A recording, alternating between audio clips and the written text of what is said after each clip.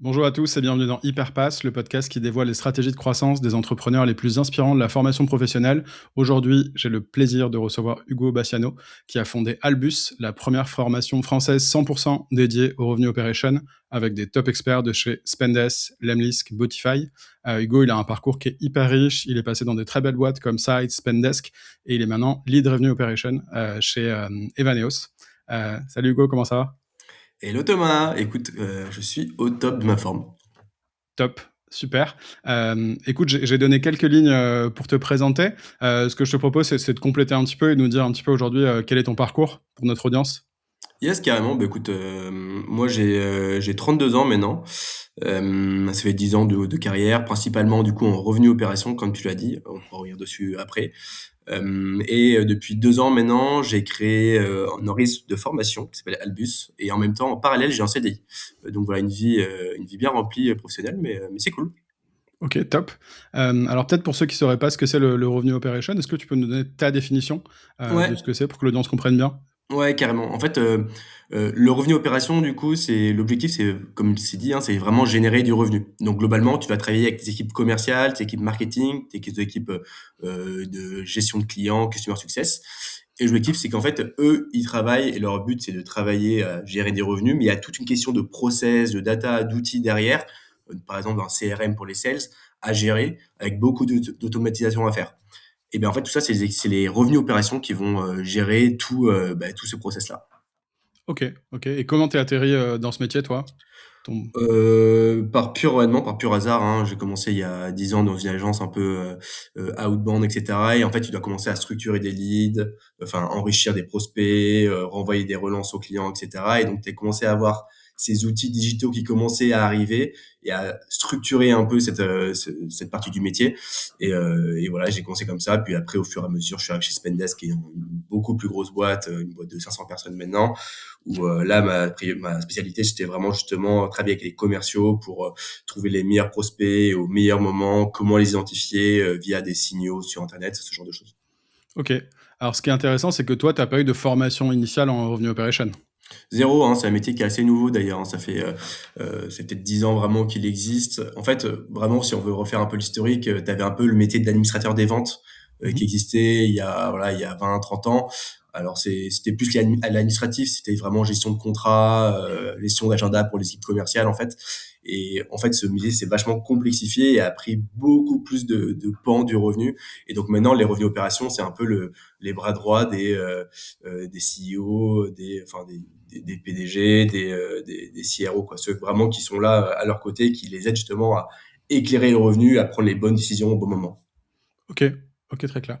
Et toi, du coup, avec Albus, tu as lancé la première formation sur ce sujet. Qu'est-ce qui t'a motivé à faire ça à l'époque? Parce que tu bossais dans Ouais, des belles boîtes, t'as voulu faire autre chose. Qu'est-ce qui s'est passé? ouais, exactement. Moi, ça faisait 8 ans du coup que je faisais ma carrière et je me suis dit bon, j'étais chez Spendesk, ça faisait 3 ans. Je me suis dit bon, j'ai envie de faire autre chose de ma vie. J'ai signé à Rupture Co et je me suis toujours dit en challenge perso que j'avais envie de créer une boîte, hein. Euh, j'ai toujours eu envie de faire ça. Est-ce que je suis capable de le faire ou pas? Et j'avais envie de faire un business qui soit, on va dire, relativement simple, parce qu'aucun business n'est simple à la fin, mais qui ne demande pas trop d'investissement. Et je m'étais aperçu qu'il y avait des boîtes qui existaient déjà, mais alors sur des pans similaires, sur Product Manager, par exemple, il y a une boîte qui s'appelle Noé. Mhm. Sur tout ce qui est data, il y a DataBird, voilà, bon, il y a Le Wagon aussi qui est connu. Et je me suis aperçu que dans mon métier à moi, ça n'existait pas. Je me suis dit bon bah go, hein, on peut faire un copycat, un copycat, on va copier-coller un peu le business model et on va voir si ça peut fonctionner sur les revenus opérations. Ok, ok, très clair. Et c'était quoi, par exemple, la promesse de Albus? Si je suis un parcours chez vous, que je suis un apprenant, on parlera aussi de qui sont tes apprenants. Ouais. Mais qu'est-ce que j'apprends pendant ce parcours? Ouais, c'est une très bonne question. Alors il y a 4 piliers qui reviennent beaucoup en fait en revenu opération. Pour entrer un petit peu dans le programme de formation, tu as vraiment le revenu opération, c'est la gestion de projet. Donc concrètement, c'est comment tu monitorises un prévu, comment tu embarques les gens en fonction des personnalités, des caractères, etc. Ça, c'est hyper important et c'est vraiment le point clé d'un bon revenu operation manager. Et ensuite, tu as les 3 piliers qui sont un peu plus connus, mais c'est vraiment marketing opération, donc tous les process data autour du marketing. Sales opération, pareil, la même chose côté sales, et customer success opération, côté customer success. Voilà, après, on apprend aussi un peu, forcément, bah, tu as beaucoup d'influence IA maintenant au fur et à mesure que les mois avancent, même que non, je parle de mois parce que ça va tellement vite.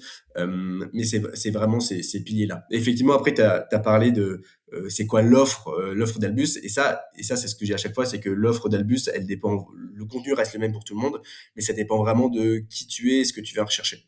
Euh, on peut parler vite fait des apprenants, etc. Ouais, tout à fait. Juste pour donner juste quelques chiffres, comme ça tu as une idée. Moi, ça fait depuis 2 ans maintenant, ça va être la 6e promo, et c'est des promos qui sont relativement petites, c'est environ 8 personnes.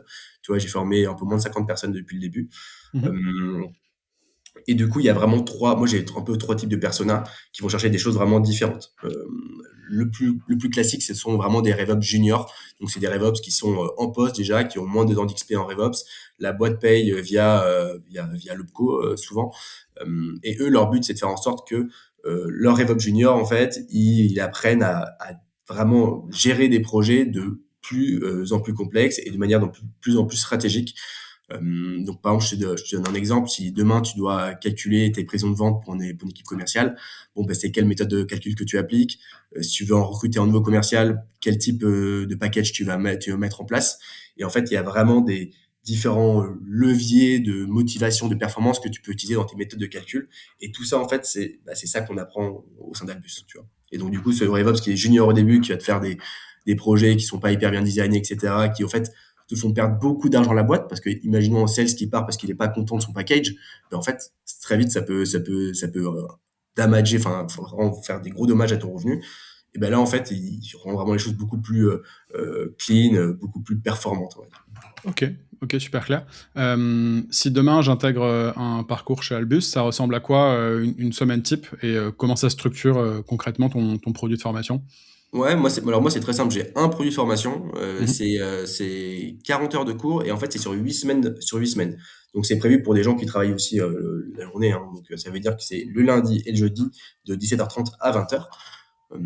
Et c'est sur 8 semaines, c'est 40 heures de cours seulement sur Google Meet. Et en plus, il y a 3 rendez-vous physiques que je fais sur Paris. Et là, c'est beaucoup plus networking. Je réserve des tables dans un bar et on discute revenus opérations, et pas que d'ailleurs. Et là, c'est beaucoup plus cool, beaucoup plus chill. Et c'est ce que je dis à tout le monde. Enfin, franchement, c'est un super truc à faire, hein. Le présentiel, il est irremplaçable. Ouais, ça permet vraiment de créer des liens entre les apprenants, de se rencontrer, de générer des opportunités. C'est super riche, Ouais, je suis d'accord avec toi. Ouais. carrément, carrément, carrément. Et c'est ce que je dis, c'est si euh, c'est terrible à dire, hein, mais on peut créer une formation qui est très appréciée avec un contenu moyen. Honnêtement. Si tu arrives à avoir le bon niveau d'accompagnement pendant les cours, si tu arrives à être sympa au bon moment, à mettre en relation avec des gens qui sont intéressants, c'est suffisant. Honnêtement, le contenu, c'est bien sûr que c'est clé, et moi j'adore faire ça. Euh, mais si demain tu veux créer un acte de formation, je dirais le contenu, tu peux le créer après. C'est comment tu mets en place ce coaching humain, etc., où les gens se sentent, en fait, il y a plein d'organismes où c'est à l'appel, etc., c'est du CPF et ça envoie tout de A à Z. Là, de ton petit truc différenciant, surtout à mon échelle, où je suis, comme tu l'as dit, hein, j'ai 50 personnes depuis 2 ans, environ un peu plus de 100 000 euros de CA.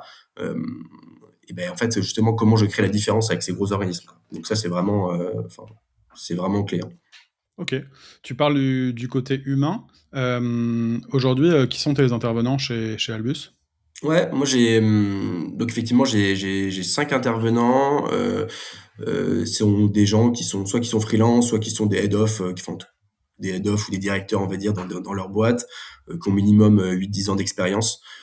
Donc typiquement, par exemple, ben là, mes plus connus, on va dire, dans mes RevOps, c'est Antoine Leprince, qui travaille chez Botify. Lui, il a plus de 10 ans d'expérience, c'est un des premiers RevOps en France quasiment, qui est très connu, quoi. Lucas Perret, par exemple, qui travaille chez MLMlist, lui qui s'occupe des cours un peu plus sur l'IA. Euh, donc voilà, qui sont extrêmement performants, quoi. Ok, ok, top. Donc, tu as vraiment des formateurs experts.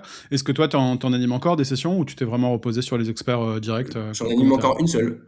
Ok, Une seule, et c'est pas du tout une session euh, complexe ou technique, c'est la session sur la carrière, justement, revenu opération, les différents types de carrière et les salaires. ok, Qu'en fait, c'est aussi important. ok, ok. Et qu'est-ce qui a donné envie à ces formateurs de rejoindre Albus et d'intervenir finalement dans les parcours? Ouais, bah, c'est une bonne question. Ouais, t'as plusieurs choses. Alors déjà, c'est la plupart des gens, ils adorent parler, enfin, de manière générale. Les gens adorent parler, adorent discuter et surtout transmettre.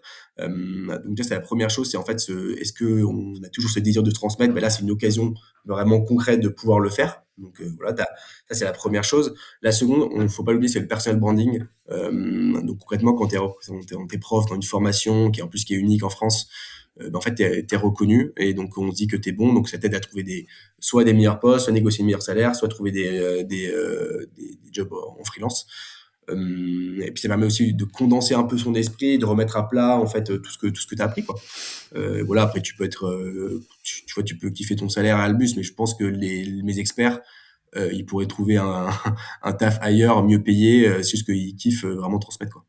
OK, OK, très clair. Donc il y a vraiment cette dimension, transmission des connaissances, la dimension personal branding qui est importante et en effet, un point qui est intéressant que tu mentionnes, c'est le fait de créer des contenus de formation et de dispenser des formations, ça permet de remettre à plat un petit peu ses connaissances et aussi Ouais, par ailleurs de se remettre à jour, hein, parce que si on doit faire des modules sur une thématique où il y a des choses qui évoluent et surtout, je pense dans ton métier, ça va super vite, ouais, carrément. vraiment pour rester à jour, ça va être ultra important. Ouais, non, mais complètement. En plus, dans mon métier, il y a plein d'outils qui évoluent tout le temps en permanence. Et ça, c'est sûr que derrière, faut faire une veille permanente. Hein. Mais encore une fois, moi, ce que j'ai tout le monde, c'est moi, évidemment, on va avoir un peu de technique à Albus, etc. C'est une formation revenu opération, donc centrée un peu outils, process, etc. Et moi, ce que je dis toujours, c'est que avant tout, c'est quelqu'un. On est un des bons gestionnaires de projet. On comprend les besoins utilisateurs, on va trouver les outils qui correspondent, mais en fait, les outils, c'est secondaire parce que ça change tellement vite. Par contre, si tu arrives bien à cerner les besoins, à comprendre l'impact que ça peut avoir derrière sur les utilisateurs et sur le système de revenus, ben, en fait, ça marchera, quoi. Donc voilà, ce que je dis, revenu operation, c'est vraiment comme un product manager, en fait, à la fin. OK, OK, très clair. Est-ce que tu peux nous parler un petit peu des boîtes qui ont rejoint le bootcamp avec des apprenants? Tu as des références un peu sympas, des histoires un peu d'apprenants que tu voudrais partager? Ouais, carrément, en vrai, des boîtes, franchement, j'en ai plein. Alors, c'est marrant, là, j'ai plein de gens en freelance, vraiment des grosses boîtes. Ben, j'ai un mec du wagon, par exemple, dans la première promo qui a fait Albus. J'ai eu quelqu'un chez Hubspot, de chez Sonio, Sonio qui est une boîte il y a pas longtemps. J'ai eu quelqu'un de chez Loki, Lemlist, Kizeo, enfin, Akimbo qui est une agence commerciale. Enfin, franchement, c'est vraiment des boîtes quand même, on va dire, entre 500 et allez, 10 employés de OK. manière générale, quand même plus centré euh, aller sur du logiciel, on va dire le plus souvent, mais il y a aussi des boîtes de services. Hein. Mmh. Et donc du coup, c'est ouais, franchement des histoires, il y en a pas mal. J'ai pas mal par exemple, de commerciaux qui commençaient dans une boîte et qui ont voulu se réorienter du coup vers le revenu opération et qui grâce à Albus, ben, en fait, ils ont pu vendre ce passage, cette transition de commerciaux à revenu opération, tu vois. Et donc c'est vraiment un changement de carrière pour eux de A à Z. Et au contraire, toi, j'ai aussi des freelances, que ce soit en marketing ou en sales, qui en fait ont commencé à étendre leur offre et qui vendent pas seulement du coup des offres sales ou marketing, mais qui étendent justement avec du revenu opération, de la gestion d'outils, des process à créer, et pas seulement, tu vois, juste un script, je sais pas pourquoi, un script commercial à vendre et à créer des leads, mais aussi comment tu vas implémenter ton CRL, comment tu vas gérer ton CRM, comment tu vas implémenter une pipeline de vente, comment tu vas réviser un peu toutes les semaines, tous les mois, tous les deals que tu as créés, comment tu vas les relancer. Donc, non, en vrai, il y a plein d'histoires différentes. OK, OK, trop bien. En termes de tarifs, ça coûte combien de suivre un bootcamp, chez Albus? Très simple, il y a deux tarifs en fait, pour la même prestation, c'est 2009 hors taxe pour les entreprises et OK, vraiment pour les particuliers qui veulent se payer la formation eux-mêmes, c'est 2005 TTC. OK et ce prix, est-ce que tu l'as fait évoluer dans le temps? Ouais, pour les particuliers, jamais, parce que je considère qu'un particulier doit pouvoir se payer la formation. Du coup, il y a une grosse différence, hein, parce que pour un particulier, c'est 2083 hors taxe, si on prend le hors Mmh. taxe, versus 2009 hors taxe pour les entreprises. Donc pour les particuliers, je veux pas et je pense que je le ferai jamais évoluer. Pour les entreprises, oui, parce que il me semble que c'était 2005 hors taxe, première année, là, c'est 2009 hors taxe. OK. Qu'est-ce qui a fait que tu as fait évoluer tes prix? J'ai testé, hein, OK. ça marche. En Ouais, vrai, ouais, c'est en vrai, pour l'entreprise, il y a pas de différence. 400 €, c'est pas ça qui va faire la différence. ouais. Je pense qu'il y a une symbolique la barre des 3000, on verra. Ça se trouve, elle peut péter, mais si elle pète, ça veut dire que j'offrirai d'autres choses qui vont avec, quoi. OK et tu avais un peu plus de preuves sociales, un peu plus de témoignages, ce genre de choses quand tu as augmenté? Ouais, bien sûr, c'était après la troisième promo. Ok. Donc clairement, oui, clairement, il y a tout ce qui est satisfaction. Bref, on peut parler aussi un peu de comment on a trouvé les clients. Je pense que c'est intéressant. Ouais, on va en parler juste après.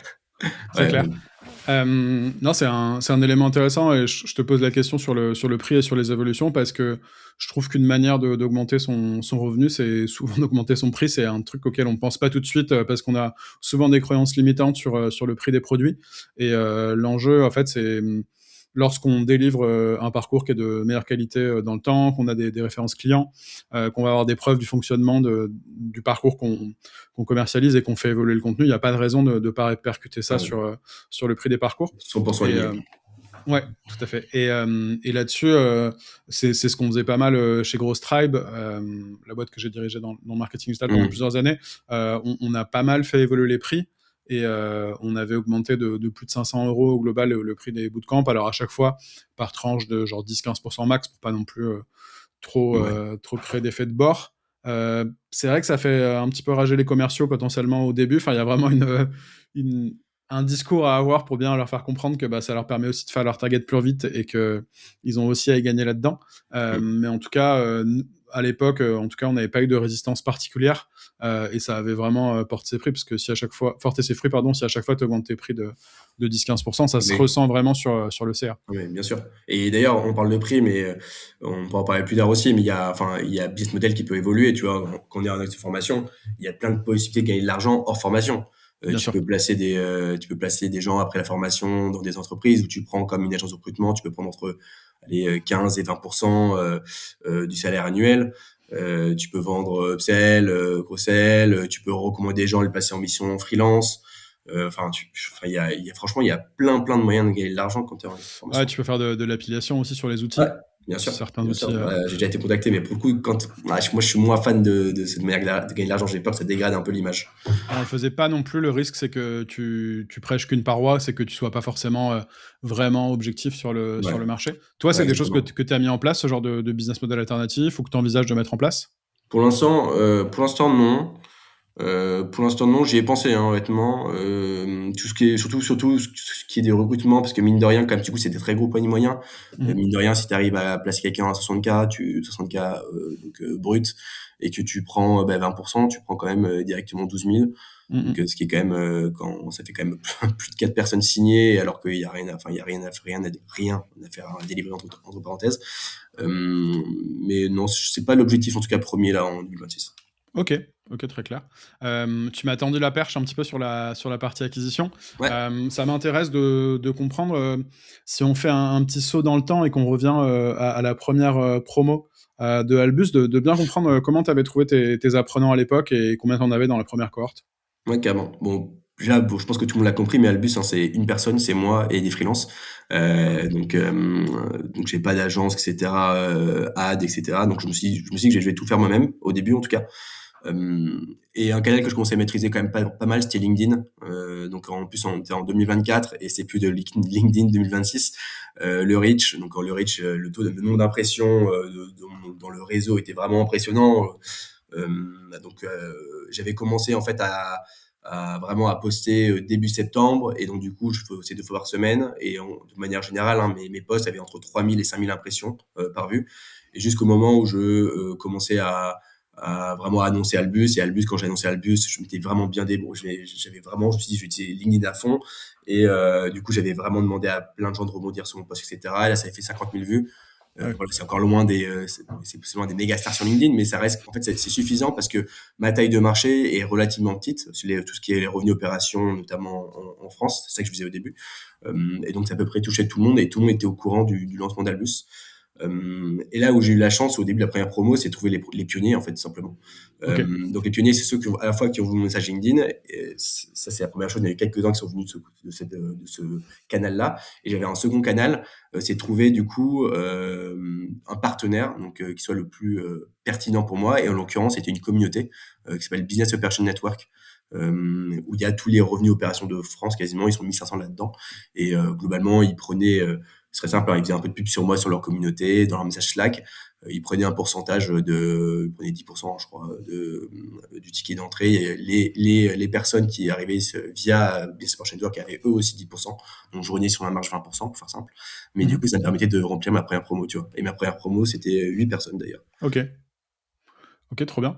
Donc LinkedIn d'une part avec du contenu en organique et d'autre Ouais, part partenariat stratégique avec une communauté ouais, où 100%. lorsque les apprenants venaient, Business Operation Network, les fondateurs te prenaient 10% du prix du parcours et les apprenants avaient un discount de 10% C'est exclusif, ça. c'est ça, vu qu'ils étaient partis de la communauté. Trop bien, Exactement.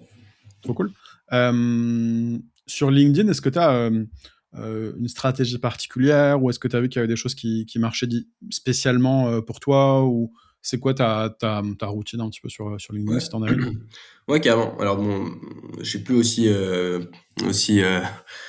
comment on dit, je poste plus tous les jours comme avant, quoi. Enfin, comme tous les jours par semaine, parce que bon, entre-temps, j'ai une fille, etc.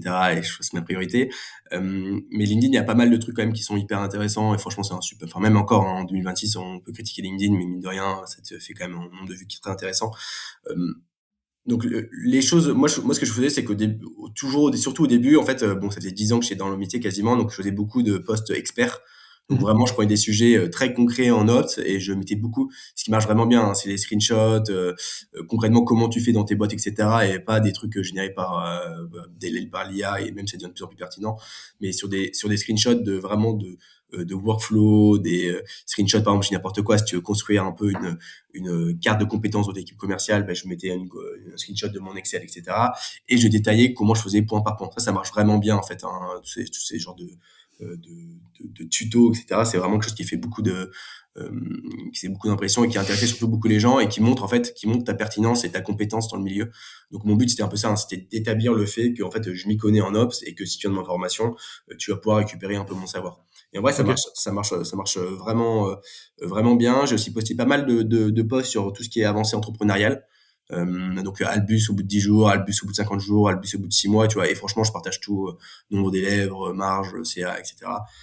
Et ça intéresse beaucoup les gens parce qu'en fait, à la fois, je touche aussi, je touche en fait toute la communauté d'entrepreneurs et même même des employés. En fait, ils sont intéressés. Hein, quand tu travailles dans une startup, t'es intéressé pour savoir un mec qui se lance, qui est comme toi, en fait. Hein, moi, je suis un mec lambda. Enfin, je suis ma mère travaillé à la mairie, mon père travaillé dans l'hôtellerie. Donc, enfin, je veux dire, j'ai rien de spécial. J'ai rien de, je suis pas né dans une famille qui est méga riche. Mais en fait, tu peux te lancer et faire des business qui sont pas des business de licorne, mais des business qui peuvent fonctionner, qui sont très rentables très vite, quoi. Ok. Ok, top.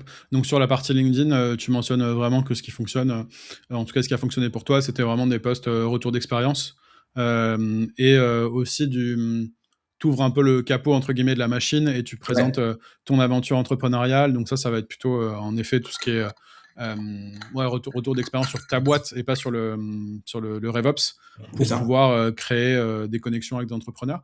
Et après concrètement, le retour sur investissement de ça, c'est que tu prenais des messages perso de gens qui étaient intéressés, tu devais quand même engager des conversations toi-même sur des gens qui avaient liké, ou comment tu t'y prenais là-dessus? Franchement, alors moi je suis en CDI en plus à côté, hein, je te l'ai dit au début, donc j'ai pas le temps de faire beaucoup d'outreach, etc. Mhm. Mais enfin, à chaque fois j'ai quand même Google Analytics quand même un peu de respect. Et le jour où je poste, j'ai 4 ou 5 fois de plus de visites sur mon site en provenance de LinkedIn que quand on ne poste pas, tu vois. Donc il y a une Ok, corrélation qui est évidente et qui est immédiate. Euh, donc, tu vois, ça me suffit. Donc, j'ai soit des visites, soit des messages sur LinkedIn directement sur LinkedIn, soit j'ai qui créent des contacts sur ma page, et j'ai aussi un second site, enfin un call to action qui est forcément télécharger le programme de formation. Il y a ok, des gens qui s'arrêtent là et après ceux-là, je les recontacte quand même. ok. Ok, ok, très clair. Très clair. Et donc ça, c'est la manière dont tu as trouvé tes premiers apprenants. Est-ce qu'aujourd'hui, il y a des choses qui ont évolué dans ta stratégie d'acquisition ou des choses que tu as testées qui ont fonctionné ou pas pour aller chercher les cohortes suivantes? Parce que, comme tu l'as mentionné, je pense que quand tu lances, il y a un peu un effet de halo avec les gens qui étaient intéressés par la thématique et qui peut-être souhaitaient déjà se former. Euh, mais peut-être qu'au bout de plusieurs cohortes, tu t'es dit, OK, ouais, là, je sens qu'il faut un peu renouveler les méthodes pour pouvoir aller chercher peut-être une autre frange de la population. Ouais, en fait, alors en vrai, je suis totalement aligné. Je pense que j'en suis pas encore à ce point-là, moi, avec Albus, ça peut arriver. La taille de marché, c'est hyper important, hein. Si sa taille de marché, savoir sa pénétration et tout, c'est clé. Moi, j'en suis pas encore là, parce que alors, pour plusieurs raisons. La première, c'est que le revenu opération, c'est très trendy. Je veux dire, c'est dans le sens où il y a beaucoup de sales ou de marketing ou de data qui veulent passer en revenu opération, parce qu'en fait, tu t'occupes pas seulement d'une partie du business, mais tu peux voir l'entièreté du business, etc. Et t'es un peu plus stratège. Et donc, du coup, en fait, la taille de marché ne fait que s'accroître. Et donc, il y a de plus en plus de gens qui veulent venir et du coup intégrer justement ce beau métier. Et c'est là où j'ai la chance. Donc, ce que j'ai fait, en fait, pour l'instant, c'est que j'ai privilégié toujours LinkedIn. Donc, j'essaie de poster de manière la plus régulière possible. Et derrière, j'ai un programme de parrainage qui marche assez Mhm. bien, notamment pour ceux qui ont déjà fait les premières promos, en fait. Euh, Ok, donc ça, c'est un peu le même principe, hein, que j'ai fait avec le partenariat. Je leur file 10%, je leur file 10% du montant acheté, du montant hors taxe. Et là, par contre, il n'y a pas de discount, hein, pour les nouveaux arrivants. ok, ok, très Et clair. ça me génère pas mal de leads, en fait, en plus de LinkedIn. Et voilà, le bouche à oreille, hein, bouche à oreille. Franchement, le nombre de fois où j'ai entendu, oui, je te connais grâce à tel truc, machin. Je sais même pas comment c'est arrivé jusqu'à eux, mais ça marche, c'est ce qui marche le mieux, hein, franchement. Ok. Donc ouais, ce qui est intéressant, c'est que tu dis quand même, point important, c'est que tu es sur une niche Ouais, dont tu connais la dynamique de marché, et aussi que c'est un marché en croissance, donc c'est une thématique qui est de plus en plus à la mode, sur lequel je pense les salaires sont assez sexy. Donc quelqu'un qui faisait peut-être des ops, s'il passe en sales ops, ou s'il se spécialise sur un outil spécifique, il peut voir son revenu vraiment augmenter. Et du coup, je pense qu'il y a aussi un effet peut-être investissement sur ton parcours pour certains, de se dire, bah, s'ils suivent un parcours chez Albus, il y a un potentiel retour sur investissement qui est de trouver un meilleur job, être placé dans telle ou telle boîte, pouvoir faire du free et le mettre ouais, sur son carrément. CV ou sur son Malte pour dire, bah, attends, je me suis formé dans tel bootcamp. Et ça, Ouais, carrément. ça va vraiment être riche dans la durée, quoi. Carrément, c'est ça. C'est pour les freelances, t'as beaucoup de ça, hein. C'est vraiment le truc, la nouvelle compétence et tout. Il y a quand même beaucoup de gens qui payent, qui sont vraiment quand même dans leur boîte. Et en fait, c'est vraiment la boîte qui finance justement parce qu'en fait, tous ces sujets de CRM nouveaux, enfin, c'est très nouveau en fait, toutes ces problématiques. Il faut quand même, comment dire, faut monter l'awareness, quoi, la conscience qu'en fait que le vrai problème, c'est pas que tes sales ils arrivent pas à closer, c'est qu'en fait ils ont pas les bons outils, ils sont pas assez rapides dans l'exécution parce il leur manque en fait des process qui sont clairs et nets, hein, que ce soit sur l'enrichissement, quel prospect on va contacter en premier, pourquoi, quel type de mail, quand est-ce qu'on les revoit, derrière quand on les envoie aux clients, bah, enfin au service client, bah, ceux qui gèrent les clients derrière, comment on va gérer les upsells, comment on va les cross-seller, comment on va anticiper le churn. Du coup, si on veut anticiper le churn, donc les clients qu'on va perdre, ben, en fait, comment on va calculer un score de santé sur ces clients-là.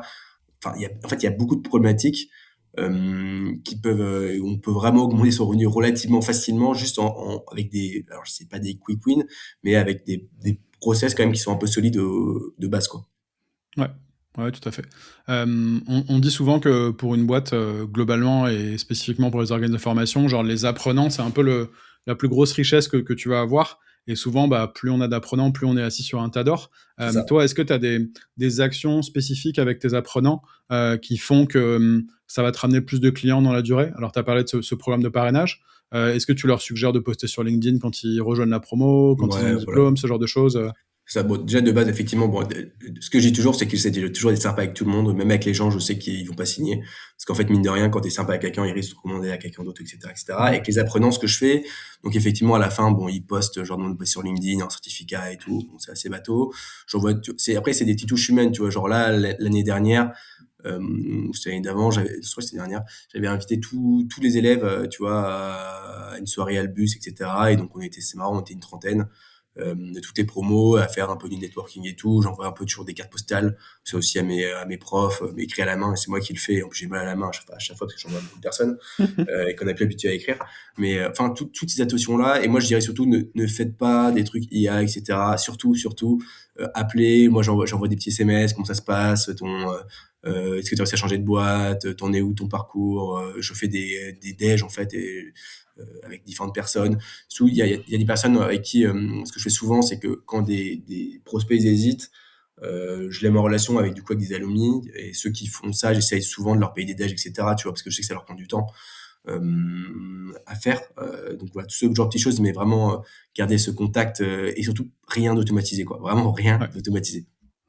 Donc c'est vraiment l'humain au centre et faire en sorte de bien connaître ces différents apprenants pour pouvoir être en capacité, toi de ton côté, peut-être de leur générer des opportunités, qui puissent aussi prendre des appels de recommandations sur les parcours. Et ça, faire en sorte aussi de mettre de l'humain en disant, bah, écoute, trop cool, merci beaucoup d'avoir pris du temps avec telle personne. Et d'ailleurs, peut-être que ça signe ou pas, aller ensuite les rencontrer, les inviter à déjeuner. Donc c'est vraiment des choses ouais, c'est de l'humain et c'est genre être un mec bien, Ouais, quoi, finalement. ouais, ouais, Ça, avoir une relation normale, ça quoi. gagne. On Ouais, est ouais, c'est ça. on va essayer de créer Ça on gagne. essaye pas de créer une expérience, hein, on essaye juste d'être normal et en fait, les gens, ils aiment la normalité, hein. Je veux dire, il y a pas de Trop bien.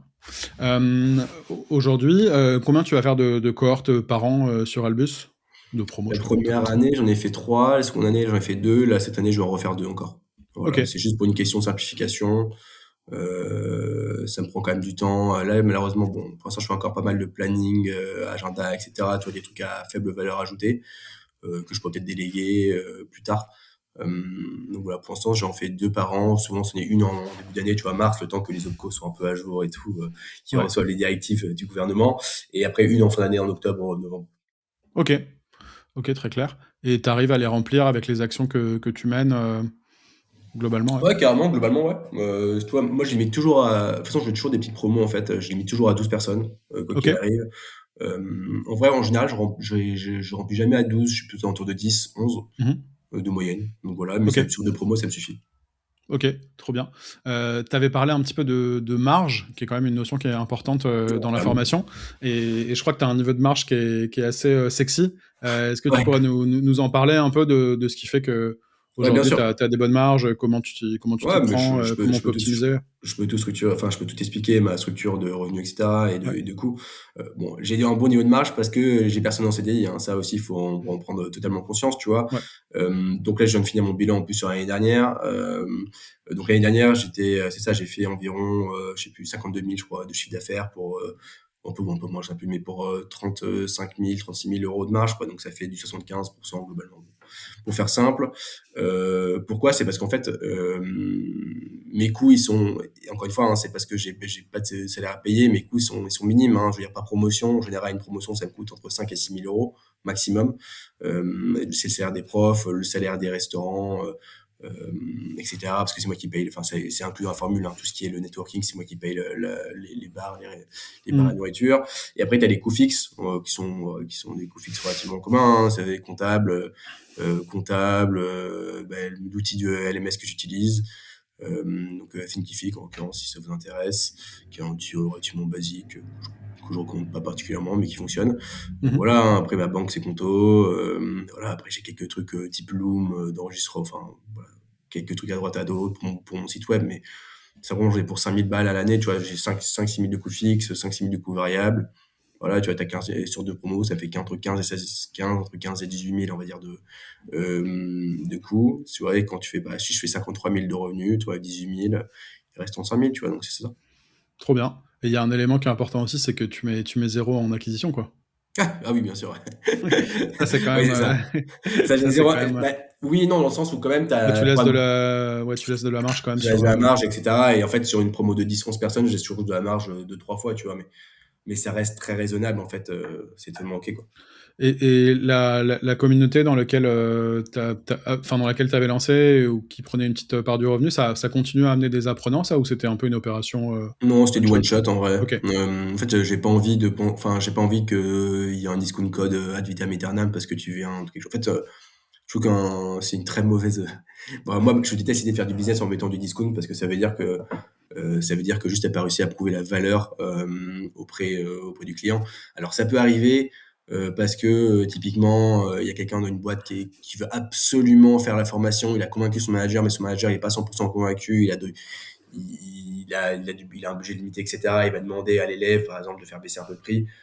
Bon, là, à cas particulier, je peux accepter un discount, mais je trouve que de manière générale, c'est pas une bonne pratique commerciale, quoi. Mhm. Ok, très clair. Aujourd'hui, tu as un job et tu as un bootcamp à côté. Ouais, Comment tu t'organises concrètement? C'est quoi un petit peu le secret qui te permet de gérer les deux? Parce que ce job, tu l'as déjà repris depuis un petit moment, et il y a des ouais, cohortes qui ont débuté. c'est ça, Je crois que ça fait un peu plus d'un an.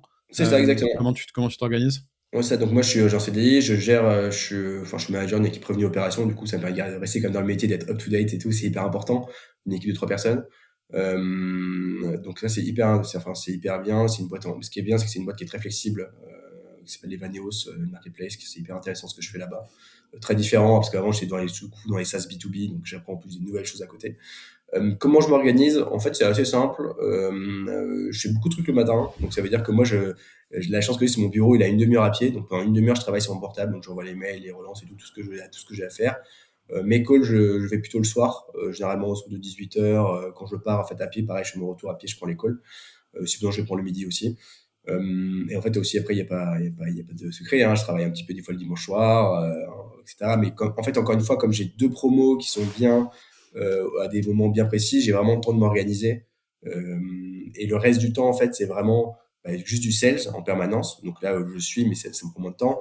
Les promos, du coup, des fois, quand c'est moi qui fais le cours, par exemple, je m'organise pour commencer une heure plus tôt le matin à m'enseigner et tout. Mais encore une fois, là, il faut quand même une boîte qui soit un peu flex.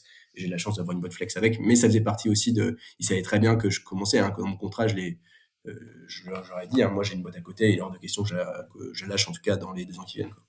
Ok, ok, très clair. Et qu'est-ce qui explique que tu avais souhaité reprendre un job? C'était le souhait de rester opérationnel? C'est quoi un petit peu le... Il y a de ça. Après, ça, c'est mon avis perso, mais je suis pas convaincu que l'industrie de la formation, ce soit ça qui m'excite le plus, tu vois, au quotidien. Je Mhm. kiffe trop faire des formations, parler aux gens, toi, le côté très humain dont je te parlais, là, je m'éclate parce que c'est ce que j'aime faire, tu vois, c'est ma personnalité.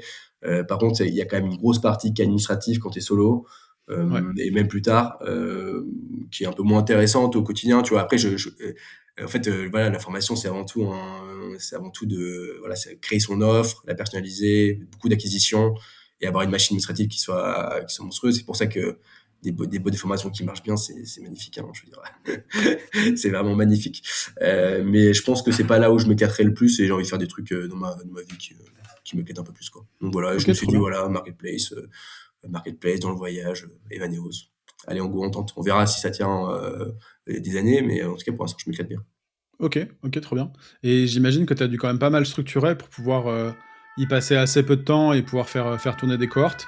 Est-ce que tu as structuré tes opérations de manière spécifique, mis en place des outils, des automatisations, ce genre de choses? Ouais, j'ai quelques trucs, tu vois, genre tout ce qui est commencement de formation, c'est fait de manière automatique, réception des devis, tu vois, j'ai des templates d'email. Franchement, c'est une fois que tu connais le process, t'as deux trois trucs à automatiser, mais c'est pas non plus.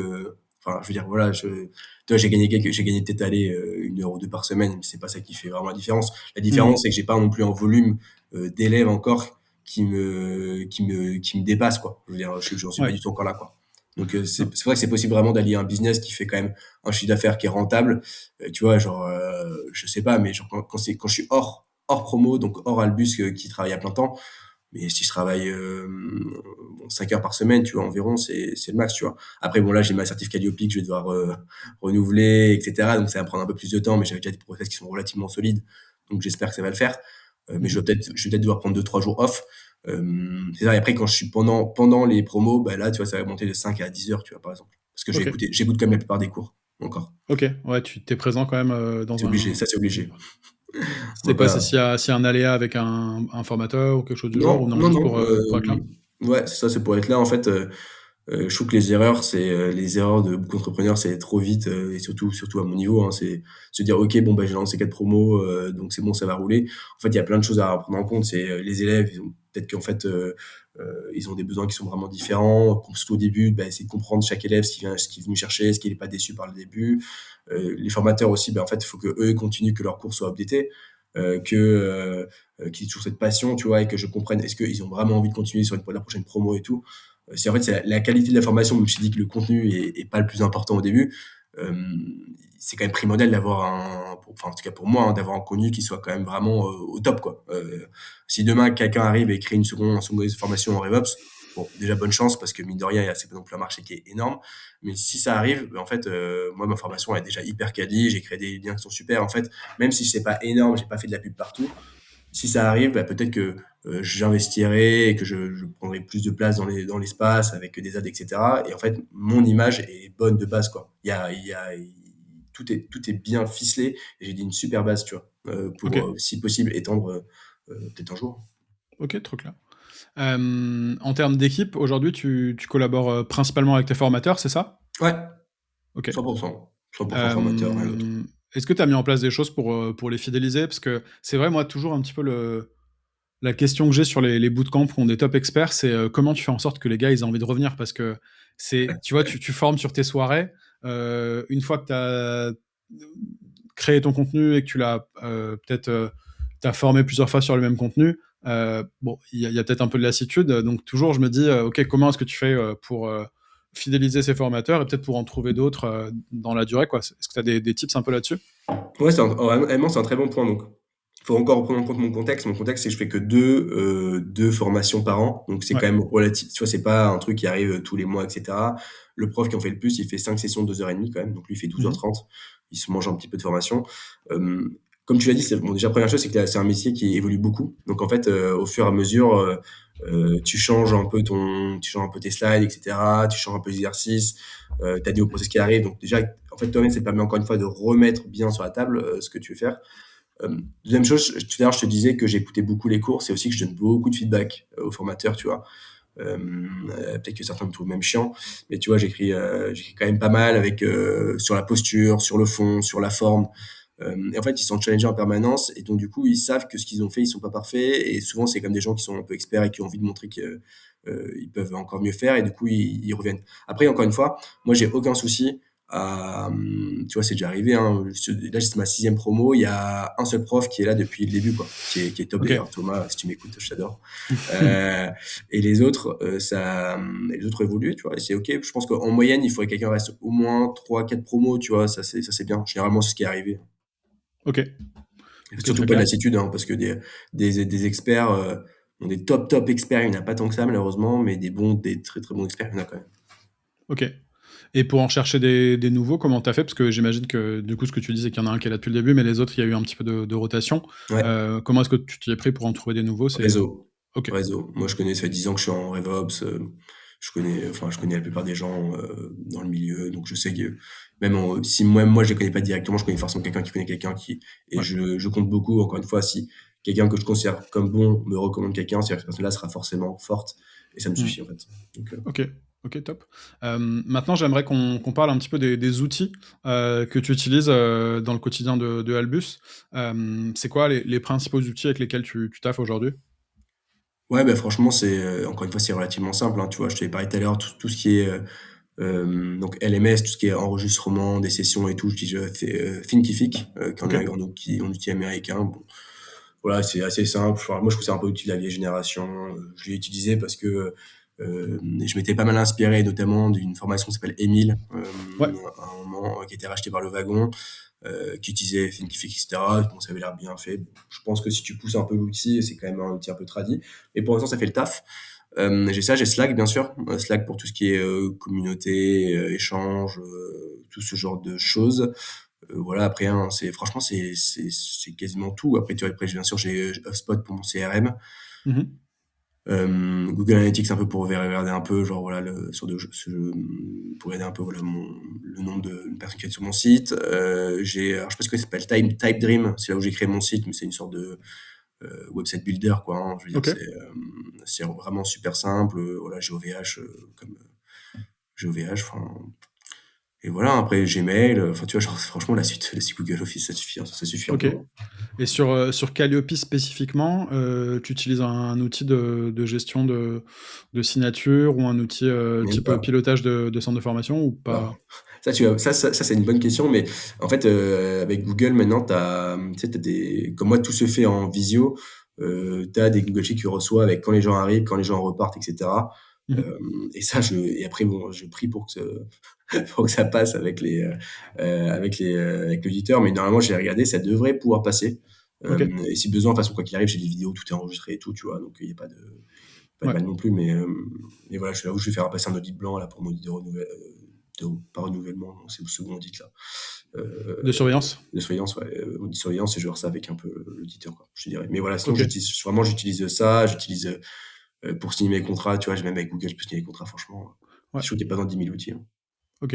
Et un peu d'IA dans ton taf au quotidien, même pour je sais pas, pour ouais, rédiger des contenus, pour t'aider Ouais, sur des analyses d'appels, ce genre de choses?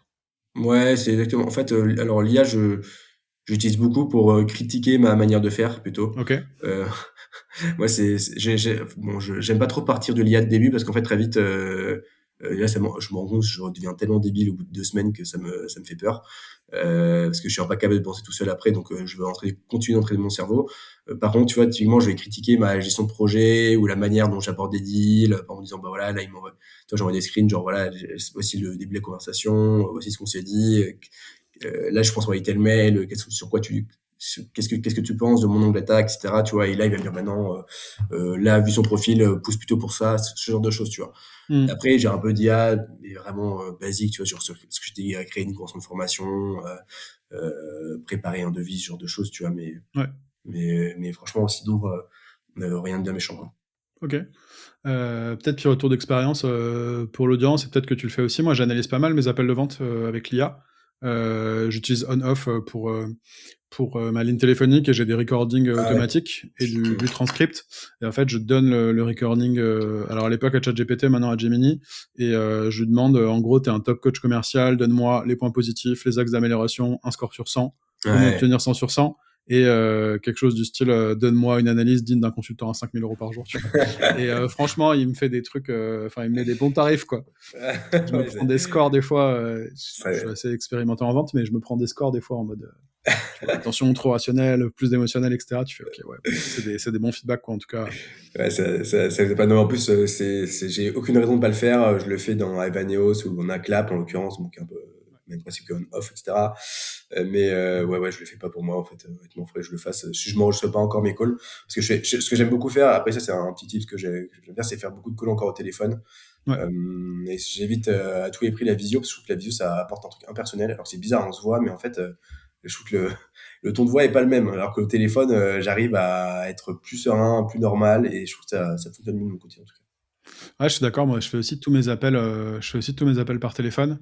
Je trouve que ça facilite aussi la prise de notes, tu peux avoir d'autres éléments cas. Ouais, et par contre, ouais, c'est vrai que la visio, ça crée du lien, mais comme tu dis, ça peut et je pense qu'il y a aussi des gens qui sont pas à l'aise en visio, tu vois? Genre, ouais. tu connais pas les gens, tu réserves un appel de vente, tu te retrouves avec un inconnu en face. Pour certains, ça va être, sans problème et pour d'autres, tu vois, genre, peut-être qu'ils ont pas le matos pour, faire une visio correcte, peut-être que derrière eux, c'est le bordel. Enfin, tu laisses Ouais, passer des carrément. opportunités, je pense. Ah, le pire, Donc c'est quand ça bug au début, là, et que t'es obligé de faire ah, tu m'entends bien, etc. ouais, Voilà, laisse tomber, c'est c'est horrible. ça. Ça casse tout. J'ai l'impression d'avoir perdu le deal avant même de l'avoir dit deux mots, quoi. Donc voilà. Grave.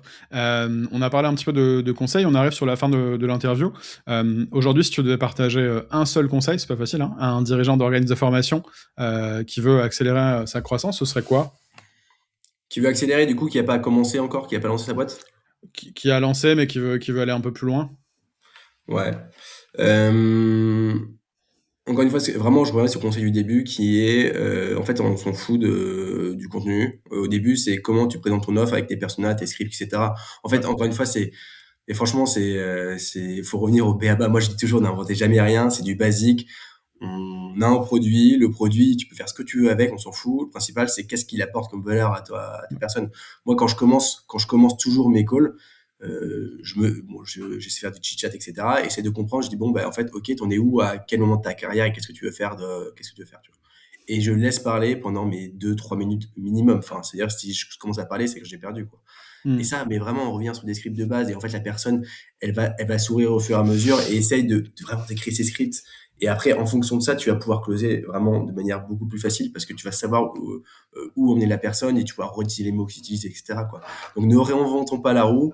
Maintenant, c'est ça le problème avec l'IA, etc., c'est qu'en fait, on est obsédé par tous les travaux d'optimisation, etc. Mais en fait, une entreprise, ça ne s'optimise pas c'est pas que l'optimisation, quoi. Avant tout, ça repose sur des bases solides, qui est c'est quoi l'offre, c'est quoi la valeur qu'on rapporte à la personne, comment on peut l'aider à aller plus loin. Et en fait, si on est vraiment super clair sur ces questions, si on est vraiment un monstre, mais en fait, voilà, le travail d'optimisation, il va venir derrière et tu peux utiliser des freelances qui va faire, tu vois. Mais par contre, personne va t'aider il n'y a pas de freelance qui va construire ton offre et ta valeur, quoi. Donc, Mmh. Voilà. Trop bien, très clair, ouais. C'est des conversations que j'ai souvent avec les organismes de formation que j'accompagne ou ceux que j'ai au téléphone, c'est revenir un petit peu aux fondamentaux et de l'offre, même si c'est vrai que ça peut un peu toucher l'ego, parce que souvent ils pensent avoir des bonnes offres, tu vois, et Ouais. quand tu creuses, il y a évidemment des choses qui peuvent être améliorées, mais en tout cas, super conseil, genre revenir aux fondamentaux, avoir des fondamentaux solides, et après tu fais l'optimisation, et aussi dire... c'est pas, enfin, passe pas des mois sur ton contenu de formation si tu veux te lancer et accélérer. Ouais, Commence carrément. par revenir un peu sur les fondamentaux, promesses, vendre, et ensuite accélérer C'est sur un peu ça. les détails et ces éléments-là. C'est Trop ça. bien. Taille de marché et tout, quoi. Voilà. Ok. Trop bien. Bah écoute, c'était super riche. Pour ceux qui voudraient te retrouver en ligne et en savoir plus sur toi et sur ta formation, où est-ce qu'ils peuvent faire ça? Bah, franchement, le mieux, c'est de m'écrire sur LinkedIn, hein. Hugo Bassiano, franchement, c'est le plus simple. Ok, ok, trop bien. Normalement, je réponds à tout le monde, hein, je suis sympa. Ouais, t'essayes. Trop bien. Bah, écoute, merci beaucoup pour la valeur que tu as délivrée. Je pense que ça va beaucoup aider notre audience. Et à très vite. Ça marche. Bah, merci beaucoup, Thomas, c'était cool. Je t'en prie.